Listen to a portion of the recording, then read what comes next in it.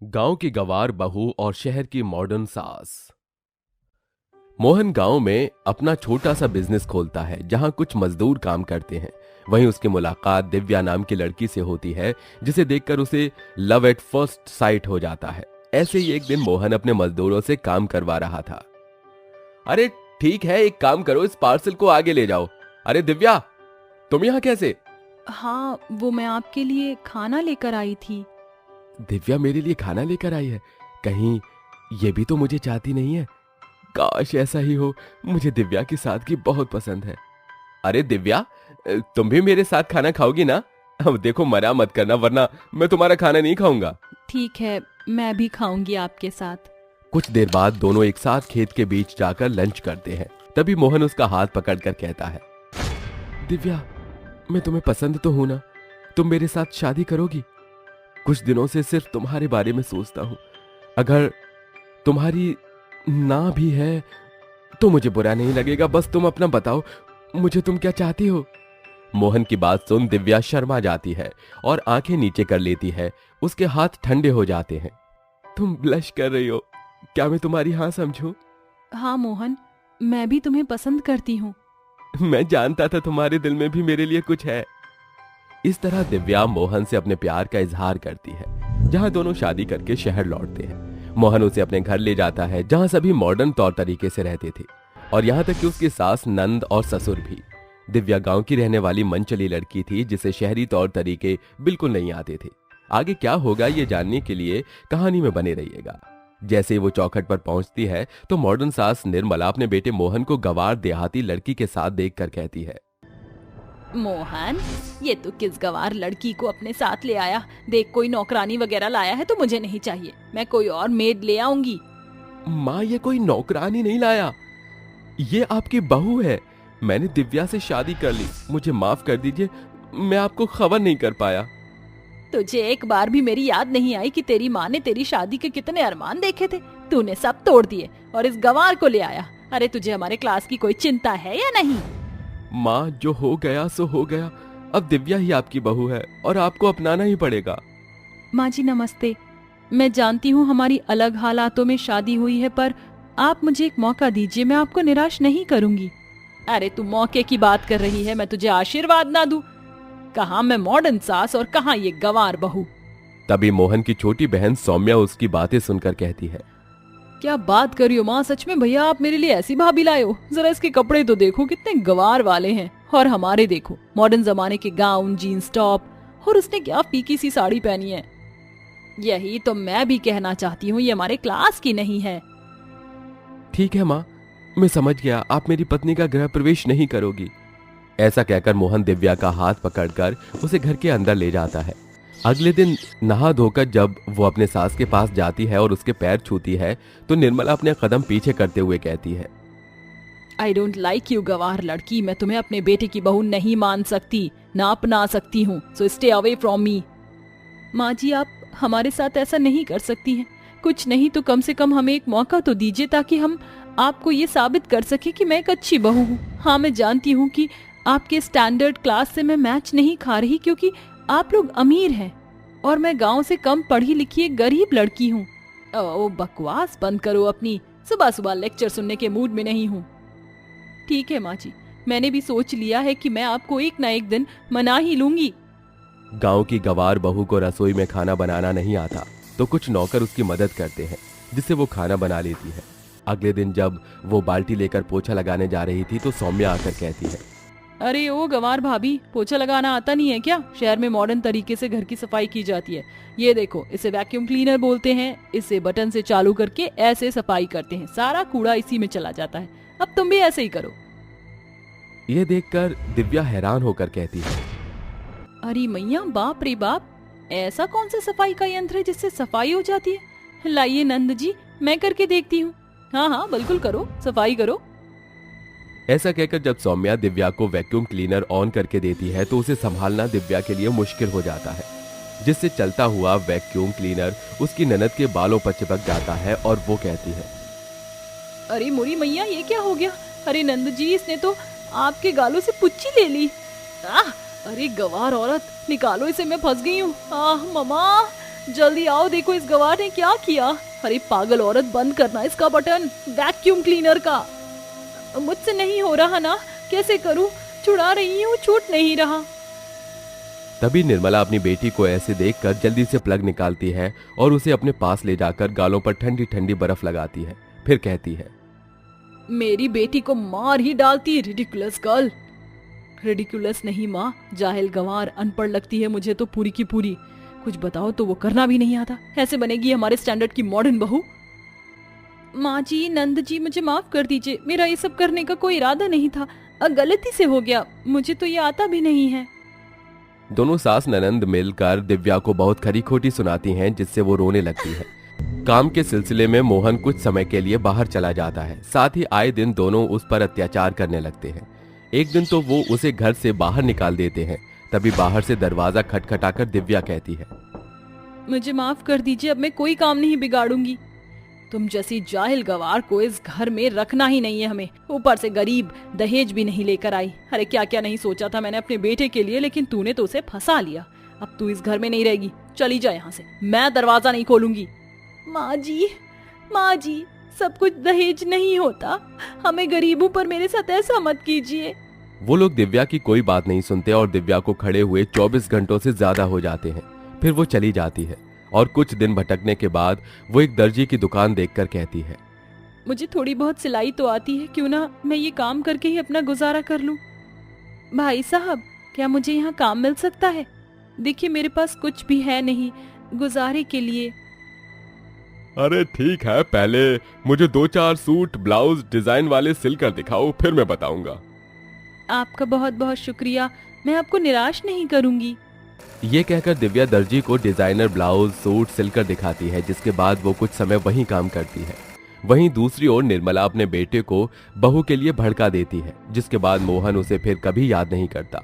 वक्त गुजरता है, दिव्या अपनी लगातार मेहनत और लगन से अच्छी खासी फैशन डिजाइनर बन जाती है, जिससे एक दिन उसका अखबार में नाम छपता है, जिसे मोहन पढ़कर कहता है, दिव्या ये तो फैशन डिजाइनर बन गई है, मुझे दिव्या से मिलना होगा कि आखिर वो मुझे छोड़कर क्यों गई। एक दिन जब दिव्या किसी इवेंट में आई थी तो मोहन सिक्योरिटी गार्ड से बहुत विनती करके उसके पास पहुंचता है। फिर दिव्या से कहता है, दिव्या तुमने मेरे साथ ऐसा क्यों किया, क्यों छोड़कर चली गई तुम, इतना प्यार करने के बाद भी। मोहन, मैं तुमसे बहुत प्यार करती हूँ, मैं तुम्हें छोड़कर कैसे जा सकती हूँ? मुझे घर से बाहर निकाल दिया था और दीदी ने तो हाथ भी उठाया। दिव्या मोहन को सारी बात बताती है। हकीकत जानने के बाद मोहन दिव्या को घर ले जाता है और अपनी माँ से कहता है तो निर्मला कहती है, हाँ, मैंने ये जानबूझकर किया था कि मैं तुझे इससे अलग कर सकूं। फिर गवार हमारे जैसे मॉडर्न लोगों के साथ नहीं रह सकती। माँ ने बिल्कुल ठीक कहा भैया। अगर माँ आपने दिव्या को स्वीकार नहीं किया तो मैं हमेशा के लिए उसके साथ ये घर छोड़कर चला जाऊंगा। नहीं नहीं बेटा, तू ऐसा मत कर, मुझे मेरी गलती का एहसास हो गया है, मैंने आपके साथ बहुत नाइंसाफी की। बहू मुझे माफ कर दे। भाभी मुझे भी माफ कर दीजिए, मैं बहुत बुरी नंद हूँ। अब जो हो गया सो हो गया, लेकिन अब हम सब एक साथ रहेंगे तो माफी की कोई गुंजाइश ही नहीं है। वक्त के साथ दिव्या को मॉडर्न तौर तरीके आ जाते हैं और इस तरह सब एक साथ खुशी खुशी रहने लगते हैं। माया और मोनिका अपने चेहरे पर ब्लीच क्रीम लगाकर बैठी हुई थी। माया की उम्र 60 साल थी, मगर जब से मोनिका उसकी बहू बनकर आई थी, उसे भी बढ़ती उम्र में मॉडर्न होने की होड़ हो गई और ऐसे में उसे अपनी बहू मोनिका से मेकअप, फेशियल और भी बहुत कुछ करने की बुरी लत लग गई। अरे मोनिका बहू, तूने मेरे चेहरे पर कौन सा क्रीम थोपा है? इसे लगाकर मुझे चेहरे पर जलन हो रहा है।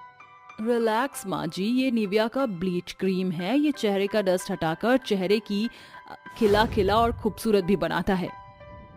तब ठीक है। इसके बाद दोनों सास बहू अपने चेहरे पर लगी हुई ब्लीच क्रीम को साफ कर लेती है और माया अपने चमकते चेहरे को देखकर चौंक उठती है। अरे वाह रे बड़ी बहू, तूने तो मुझे चमका दिया। ये मोनिका का मैजिक है माँ जी। दोनों सास बहू एक दूसरे के साथ अच्छी खासी कर रही थी, मगर अपनी भाभी और माँ को हर वक्त खूबसूरती के पीछे भागने की होड़ ने रवि का मन फीका कर दिया और रवि रूपा से शादी करके उसे घर ले आया। रूपा का रंग बहुत ही सांवला था, उसके चेहरे पर खास खूबसूरती भी उभरी हुई नहीं थी, पर वह मन की बहुत भली थी। मगर ये जमाना भले लोगों का रहा ही कहाँ है। जैसे ही मोनिका और माया रूपा को देखते हैं तो गुस्से से चिल्लाते हुए माया कहती है, राम राम राम रवि, तेरी पसंद को क्या हो गया है? दुनिया की खूबसूरत लड़कियां खुदकुशी करने चली गई थी क्या, जो तू इस बुझी हुई चिराग को बीवी बनाकर ले आया? माँ जी बिल्कुल सही कह रही हैं देवर जी। अरे जरा देखो तो, इसका रंग एकदम जले उपले जैसा है। अरे अपना नहीं तो मेरी और माँ जी की खूबसूरती का ख्याल तो कर लिया होता। बस कीजिए आप दोनों, रूपा मेरी बीवी है, वो जैसी भी है मुझे पसंद है। आप दोनों को कोई हक नहीं मेरी बीवी को बुरा भला कहने की। ये कहकर रवि रूपा को लेकर कमरे में चला जाता है। अगले दिन जब रवि के काम पर जाते ही दोनों सास बहू अपनी खूबसूरती पर घमंड खाते हुए रूपा को काले होने पर सुनाना शुरू कर देती हैं। अरे ओ मेरी काली बहू, नाश्ता रेडी हुआ कि नहीं? बस हो गया माँ जी, अभी लेकर आती हूँ। कुछ देर बाद, ये लीजिए माँ जी, अदरक इलायची की दमदार चाय और गर्मा गर्म आलू के पराठे। रूपा का बनाया खाना देखकर दोनों सास बहू नखरे करती हुई कहती है, you this is too much. अरे ओ ब्लैक टी, तुमने जानबूझकर इतना ऑयली खाना बनाया है ना, ताकि हम सास बहू से हमारी खूबसूरती छीन सको। अब देखो हम तुम्हारे साथ क्या करते हैं। ये कहकर मोनिका गुस्से में रूपा का गला पकड़कर उसे मेज से गड़ा देती है और माया सारा खाना जबरदस्ती रूपा के मुंह में भरने लगती है। हमारी ब्यूटी बिगाड़ने चली थी ना लेठूस ये खाना, काली भैंस कहीं की। दोनों सास बहू बेचारी रूपा पर बहुत अत्याचार करती हैं, जिसे रूपा की आंखें भर आती हैं। उस दिन के बाद से ऐसे हादसे झेलना रूपा के लिए हर दिन की बात हो गई थी। एक दिन रूपा रसोई के काम खत्म करके जैसे ही बाहर आती है तो माया बोलती है, अरे ओ काली चुड़ैल, चली धरा। जी माँ जी कहिए। अपने कानों की धूल झाड़कर सुन, आज शाम को मेरी सहेलियां किटी पार्टी में घर आ रही हैं, इसलिए अपना ये काला चेहरा ढककर रखना, समझी? जी माँ जी, समझ गई। और हाँ, शाम का सारा खाना ऑलिव ऑयल में बनाना और कुछ खास बनाना। शाम होते ही दोनों सास बहू अपनी खूबसूरती को बढ़ाने के लिए मेकअप करके रेडी हो जाती हैं। उतने में किटी पार्टी करने के लिए औरतें भी आ जाती हैं। OMG Maya, you looking so sexy and classy. Dolly, तुम्हें तो पता होना चाहिए, इन सास बहू का खूबसूरत चेहरा ही तो हमारी किटी पार्टी क्लब की जान है। You're right, मिसेस रीटा, हम दोनों सास बहू हैं ही इतनी खूबसूरत, जहाँ जाते हैं छा जाते हैं। इसके साथ किटी पार्टी शुरू हो जाती है। तभी रूपा घूंघट किए हुए घर आई अपनी सास और जेठानी की सहेलियों को स्नैक्स सर्व करती है। तभी उसके सर का घूंघट गिर जाता है और मार खाने के डर से भरकर रूपा अपनी सास से माफी मांगने लगती है। सासू माँ, मुझे माफ कर दीजिए, मैंने जानबूझकर ऐसा नहीं। रूपा के मुंह से सास सुनकर किटी पार्टी क्लब की सारी औरतें रूपा का मजाक बनाती हैं। क्या सासू mom? Maya, I can't believe it कि ये कैपुचिनो तुम्हारी बहू है। कहाँ तो अब तक तुम दोनों सास बहू खूबसूरती की मिसाल थी, बट ये क्या हो गया? क्या हुआ माया और डॉली? अब अपनी खूबसूरती पर भाव नहीं खाओगी? लेट्स गो लेडीज, अभी हमारी किटी पार्टी क्लब की मेंबर नहीं। सभी के घर से जाते ही मोनिका अपनी हाई हील्स खोलकर रूपा को देती है। पहन इसे। मैंने कहा पहनो इसे। नहीं जेठानी जी, मुझे ऐसे चप्पलों पर चलना नहीं आता। अगर तूने इसे नहीं पहना तो चलने के लायक नहीं बचेगी। रूपा उस हाई हील्स को पहन लेती है, जिसके बाद दोनों सास बहू हाथों में नुकीली छड़ी लेकर बोलती हैं, अब तुझे इस हील्स पर बिना लड़खड़ाए भागना है। अगर तू रुकी तो तू गई। बेचारी रूपा अपनी जान बचाते हुए दरवाजे की तरफ भागती है। तभी लड़खड़ाकर वह नीचे गिर जाती है और उसके पांव के गहरी मोच आ जाती है, जिस पर मेनका और माया उसे बहुत मारते हैं। माँ, मुझे मत मारो माँ जी, जेठानी जी मुझे छोड़ दीजिए। तुझे छोड़ दे? आज तेरे बदसूरत चेहरे के कारण हम दोनों सास बहू मजाक बन गई। आज तू नहीं बचेगी। दोनों सास बहू रूपा को मार ही रही होती हैं, तभी सुरेंद्र, गोपाल और रवि घर आ जाते हैं और सुरेंद्र गुस्से में माया को थप्पड़ मारता है। बस माया, अरे तुम दोनों सास बहू क्यों मार रही हो इस बेचारी को? हाँ माँ, रूपा ने क्या किया है? आज इसके काले चेहरे के कारण हमारी इमेज बिगड़ गई। जिस खूबसूरती के बेस पर हम किटी पार्टी क्लब की हेड थी, आज हमें वहाँ से निकाल दिया गया। दिमाग फिर गया है तुम दोनों सास बहू को। रवि, रूपा बहू को कमरे में ले जा। ऐसे ही दिन बीतते जाते हैं। फिर एक दिन, माँ जी हमारा फेस बहुत डल सा लग रहा है, चलिए ना आज पार्लर चलते हैं। ठीक है बहू, मैं तो कब से रेडी हूँ। दोनों सास बहू पार्लर पहुंच जाती हैं। तभी लीजा अपने स्टाफ के कान में फुसफुसाती है, जेनी वो जो फेशियल के खराब प्रोडक्ट रखी हैं वो ले आओ। जी लीजा मैम। सुनो, एकदम अच्छे से फेशियल करना ताकि हमारा चेहरा खूबसूरत और खिला खिला दिखे। जी बिल्कुल। लीजा एक्सपायर फेशियल प्रोडक्ट दोनों सास बहू के चेहरे पर लगा देती है, जिसके बाद दोनों पैसे देकर चली जाती हैं और लीजा हंसती हुई कहती है, इसे कहते हैं आम के आम गुठलियों के दाम। खराब प्रोडक्ट से भी पैसे कमा लिए मैंने। एक ही रात में दोनों सास बहू का चेहरा दाग धब्बे और दानों से भर जाता है।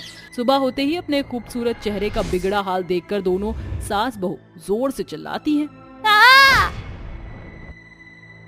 ये कैसी आवाज थी? माँ जी, जेठानी जी, ये आपके चेहरे को क्या हो गया?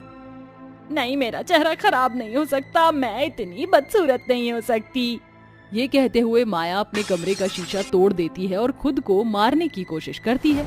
तभी रूपा उसे रोकते हुए कहती है, रुक जाइए माँ जी, ऐसा मत कीजिए। मैं वादा करती हूँ आपकी कोई खूबसूरती लौटा कर रहूंगी, भरोसा कीजिए।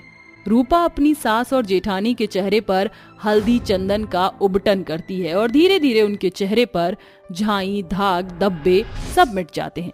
और पूरी तरह से ठीक होने के बाद दोनों सास बहू पछताते हुए कहती हैं, रूपा हमें माफ कर दो, हमने तुम्हें क्या कुछ नहीं कहा और आज तुम्हारे कारण हमारी खोई हुई खूबसूरती मिल गई। हमें माफ कर दो रूपा। हाँ बहू, हो सके तो हमें माफ कर दे।